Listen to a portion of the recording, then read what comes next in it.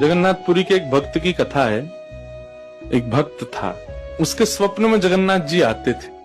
वो इतना रोता था मंदिर के बाहर खड़े होकर के। तो ठाकुर जी बोले, तू क्यों रोता है? बोले, आप बस मेरे साथ रहो, मुझे और कुछ नहीं चाहिए, और इस बात का मुझे अनुभव होना चाहिए कि आप मेरे साथ हो। तो भगवान जगन्नाथ जी ने उसको कहा, मैं तेरे साथ हमेशा हूं, और इसका अनुभव तुझे जब करना हो समुद्र की बालू में चलना, और थोड़ी दूर चलने के बाद फिर पीछे देखना, 2 पैरों के निशान तेरे होंगे और तेरे बगल में 2 पैर के निशान मेरे होंगे। उससे तुझे पता चल जाएगा मैं तेरे साथ।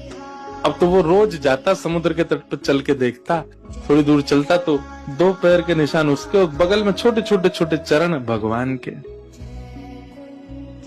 इतना प्रसन्न रहता था। लेकिन ये उसके घर में कोई घटना घटी, माता जी का देहावसन हो गया, बहुत कष्ट में आ गया, इतना पीड़ा में आ गया, रोने लगा, बिलखने लगा। अपनी माँ के जाने के भाव से तुरंत दौड़ करके गया। बोले, मैं मन को शांत करने का एक ही तरीका, पता चले जगन्नाथ जी मेरे साथ। अत्यंत पीड़ा में था। जैसे ही समुद्र के तट पर चल रहा था, रो रहा था बहुत तेज तेज।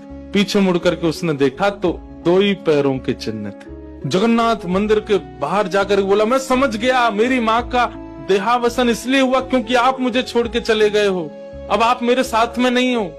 आपने कुछ दिन मेरा संग किया, उसके बाद मुझे अकेला छोड़ दिया। नाथ, आप ऐसा कैसे कर सकते? मुझसे क्या अपराध हुआ? रोने लगा, बिलखने लगा। जगन्नाथ जी रात्रि में फिर स्वप्न में आए। क्यों रो रहा था? बोले, नाथ, आप मेरे साथ थे हमेशा, और आज आप मेरे साथ नहीं थे। मैंने जाके देखा 2 ही चरण चिन्ह थे, और आज ही मेरी माँ का भगवत धाम गमन हो गया। इसका मतलब आपने मुझे त्याग दिया ना? मुझसे कोई अपराध हुआ है? भगवान बोले, नहीं।